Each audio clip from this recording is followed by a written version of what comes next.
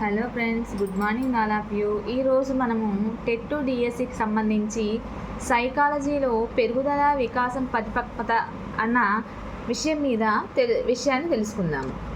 ఇక పెరుగుదల అనేది జీవి పుట్టినప్పటి నుండి సంభవించేటువంటి పరిమాణాత్మకమైనటువంటి మార్పులనే మనము పెరుగుదల అంటామన్నమాట. ఉదాహరణకి జీవిలో భౌతికంగా కనిపించేటువంటి ఎత్తు కానీ బరువుల్లో కానీ వచ్చేటువంటి మార్పు. ఇక వికాసము జీవిలో సంభవించేటువంటి పరిమాణాత్మకమైనటువంటి మార్పులతో పాటుగా మానసిక, ఉద్వేగ, సాంఘిక, నైతిక, సంజ్ఞానాత్మకమైనటువంటి, గుణాత్మకమైనటువంటి లక్షణాల్లో వచ్చేటువంటి మార్పులని వికాసం అని అంటారనమాట. ఇక పెరుగుదల వికాసాలకు మధ్య ఉన్నటువంటి తేడాలను ఇప్పుడు మనం తెలుసుకుందాము. పెరుగుదల భౌతికంగా కనిపించే ఎత్తు, లావు లాంటి పరిమాణాత్మకమైనటువంటి మార్పులు కలిగినదే పెరుగుదల. అయితే పెరుగుదల కంటికి అన్నది కనిపించేటువంటి ప్రక్రియ గలది. భౌతికంగా కనిపించేటువంటి ప్రక్రియ కాబట్టి పెరుగుదలని మనము నేరుగా కొలవడానికి అవకాశం ఉంటుంది. పెరుగుదల అనేది వికాసానికి దారి తీయవచ్చు. ఉదాహరణకి వికాసం అంటే అధిక ప్రజ్ఞావంతుడు, అంటే ఎక్కువగా తెలివి గలవాడై ఉండొచ్చు. పెరుగుదల అనేది వికాసానికి దారి తీయవచ్చు అంటే అధిక ప్రజ్ఞావంతుడైనా అవ్వచ్చు, లేదంటే అదే పెరుగుదల అనేది వికాసానికి దారి తీయకపోవచ్చు కొన్నిసార్లు. అప్పుడు మందబుద్ధి గలవాడు, అల్పబుద్ధి గలవాడైనా అయి ఉండొచ్చు అనమాట. అలానే పెరుగుదల వికాసంలో ఒక భాగం కాబట్టి ఇది సంకుచిత భావాన్ని కలిగినటువంటిది. పెరుగుదల అనేది అనువంశిక ప్రభావం చూపిస్తూ ఉంటుంది. పెరుగుదల సాధారణంగా కౌమార దశ వరకు జరిగి ఆగిపోయేటువంటి ప్రక్రియ అన్నమాట. ఇక వికాసం గురించి తెలుసుకుందాం. వికాసం అంటే అంతర్గతంగా పరిమాణాత్మకమైనటువంటి మార్పులతో పాటు జరిగే గుణాత్మకమైనటువంటి ప్రక్రియనే మనము పెరుగుదలగా చెప్పుకుంటాం. ఇక వికాసం అంటే కంటికి కనిపించకుండా జరిగేటువంటి ఒక ప్రక్రియనే మనం వికాసంగా చెప్పుకుంటాం. ఆ వికాసం అన్నది అంతర్గతమైనటువంటి మార్పులతో జరిగేటువంటి ప్రక్రియే కాబట్టి దీన్ని మనము కొలవలేము. ఎందుకంటే లోపల జరిగేటువంటి మార్పులు అవన్నీ కూడాను, వాటిని మనం కొలవలేము. అదే బహిర్గతంగా జరిగేటువంటి వాటిని అయితే మనం కొలవగలము. ఉదాహరణకి పెరుగుదల చెప్పాం కదా, ఎత్తు, లావు, పొడవు, పొట్టి అన్నవి వాటిని కొలవడానికి ఆస్కారం ఉంటుంది. అది పెరుగుదలలో మాత్రమే సాధ్యమవుతుంది. వికాసంలో అంతర్గతమైనటువంటి మార్పులు జరుగుతాయి కాబట్టి వీటిని కొలవడానికి ఆస్కారం అనేది ఉండదన్నమాట. కాబట్టి ఖచ్చితమైనటువంటి అంచనాలు మాత్రం వేయడానికి అవకాశం ఉంటుంది. ఇక పెరుగుదల లేకున్నా వికాసం అనేది జరగదు. కాబట్టి పెరుగుదల అనేది ఉండాలి. పెరుగుదల అనేది ఉంటేనే వికాసం అనేది జరుగుతుందన్నమాట. ఉదాహరణకి మరబుజ్జులు ఉంటారు.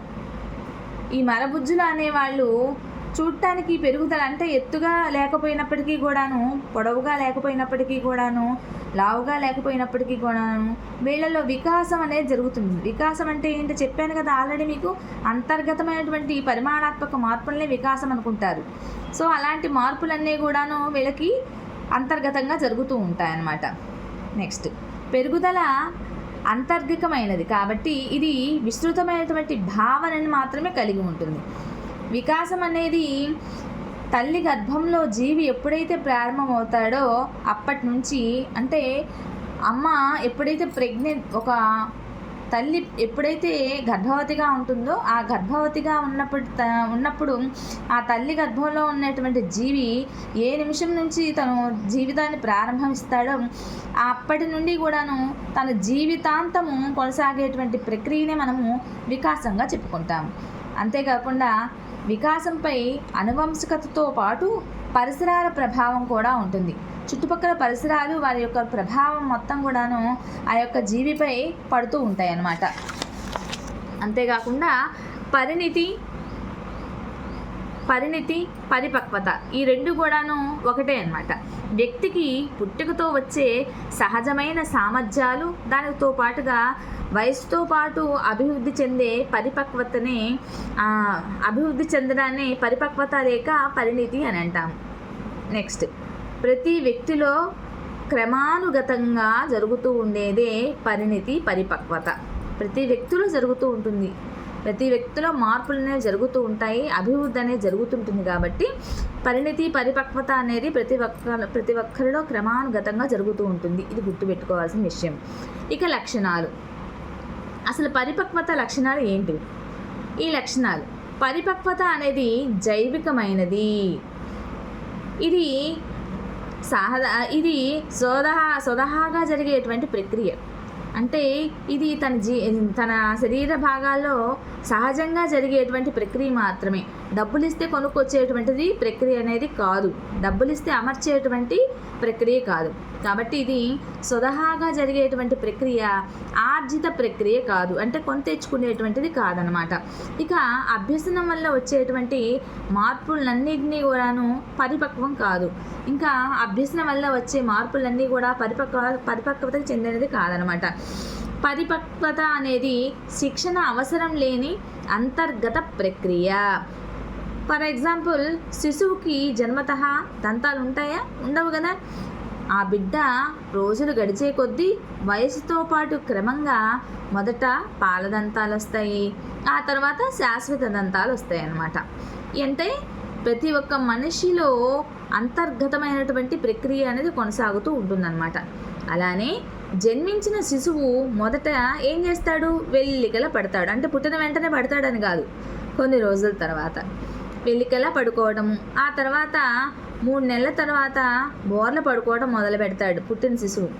6 నెలల తర్వాత పాకడం మొదలు పెడతాడు.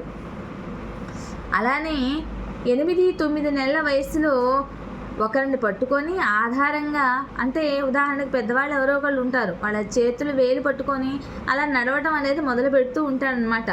తర్వాత సంవత్సరం తర్వాత స్వతహాగా నడవడం ప్రారంభిస్తాడు. అంటే ఎవరి ఆధారం లేకుండా తనంతట తానే సొంతగా నడవడం మొదలు పెడతాడు. ఇవన్నీ కూడా శిశువు యొక్క పరిపక్వతను తెలియజేస్తుంది.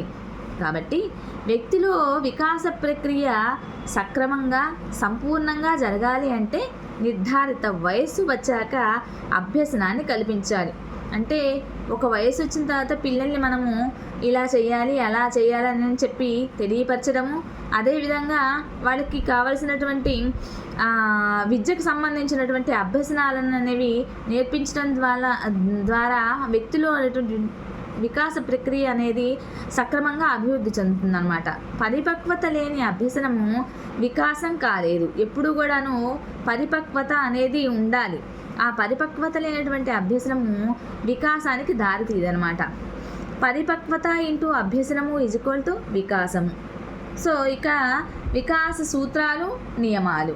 ఇక్కడ జీవిలో జరిగేటువంటి ప్రక్రియ, పెరుగుదల, వికాసాలు అనేవి ఒక నిర్దిష్టమైనటువంటి సక్రమమైనటువంటి సూత్రాలను, నియమాలను ఏర్పరచుకుంటుంది. ఇక వికాసం అనేది అవిచ్ఛిన్నంగా జరిగేటువంటి ప్రక్రియ.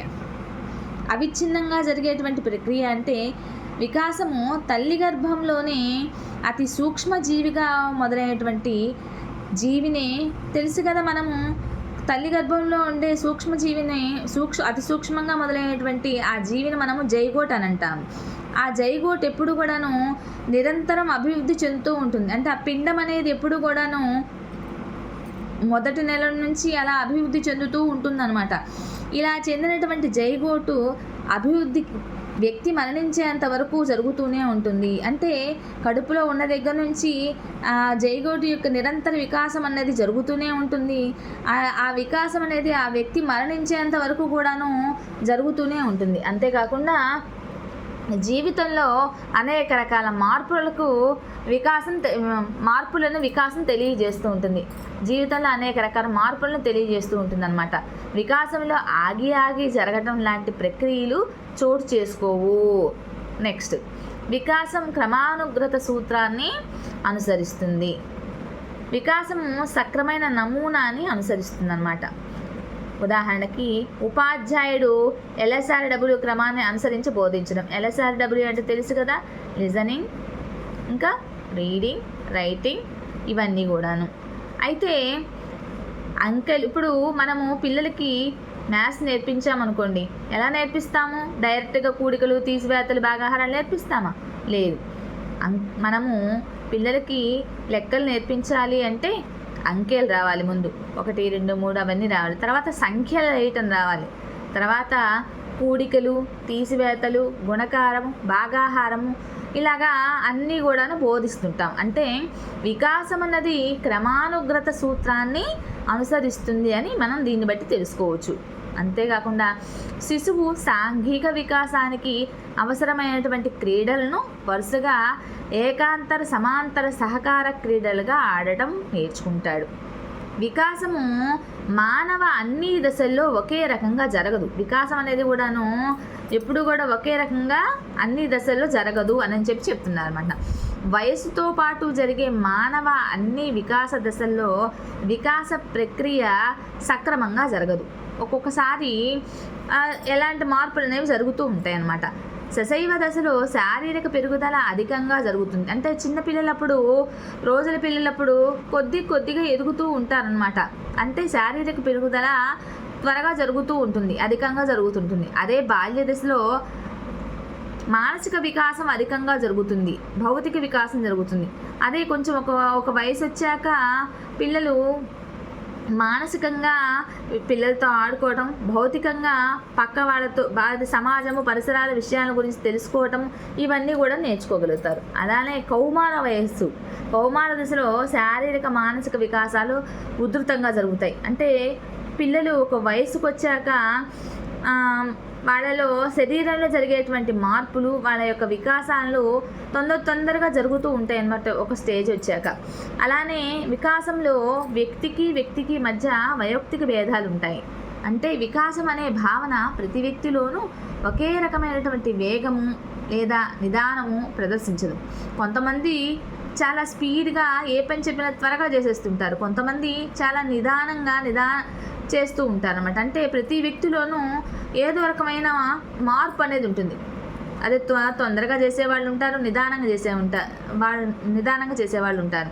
అలానే వికాసం అనే భావన ప్రతి వ్యక్తిలో ఒకే రకంగా కాకుండా వారిని బట్టి ఆ యొక్క విధానాలు ఉంటాయి అన్నమాట. ప్రతి వ్యక్తిలో వైయక్తిక భేదాలను చూపుతూ ఉంటుంది వికాసం అన్నది. అలానే ప్రతి వ్యక్తిలో వైయక్తిక భేదాలు చూపుతూ ఉంటుంది. ఫర్ ఎగ్జాంపుల్, పాఠశాలలో పిల్లల్లో ఎక్కువగా తెలివి గలవారు ఉంటారు, దానికి తోడుగా మందబుద్ధి గలవారు ఉంటారు, అంతేకాకుండా సగటు ప్రజ్ఞావంతులు ఉంటారు, ఇంకా అధిక ప్రజ్ఞావంతులు ఉంటారు. అంటే వీళ్ళందరూ మరి వికాసానికి చెందినటువంటి వ్యక్తులే కదా, మరి అందరూ కలిసి ఒకే విధంగా ఉండొచ్చు కదా, ఒకే రకమైనటువంటి వికాస ప్రక్రియ జరగవచ్చు కదా అంటే అట్లా జరగదు. ఎందుకంటే వికాసం అనేది వ్యక్తికి మధ్య వైయక్తిక భేదాలను చూపిస్తూ ఉంటుంది. ప్రతి మనిషిలో వారికి తగ్గట్టు వైయక్తిక భేదాలను కలిగి ఉంటారనమాట. ఒకే కుటుంబానికి చెందినటువంటి పిల్లల్లో, ఇప్పుడు ఉదాహరణకు ఒక తల్లికి 4 పిల్లలు పుట్టారనుకోండి, నలుగురు ఒకేలా ఉండరు. వాళ్ళ భావాలు, ప్రవర్తనలు, అభిరుచులు, వైఖరులు అనేవి చాలా మార్పులు కలిగి ఉంటాయి. సో ఇలా మార్పులు కలిగి ఉండడాన్ని వికాసంలో వ్యక్తికి మధ్య జరిగేటువంటి వైయక్తిక భేదాలు అని చెప్పుకోవచ్చు అనమాట. ధన్యవాదాలు. మీకు గనక ఈ వీడియో నచ్చినట్టయితే ప్లీజ్ లైక్ చేయండి, షేర్ చేయండి, ఫాలో చేయండి, సబ్స్క్రైబ్ చేయండి.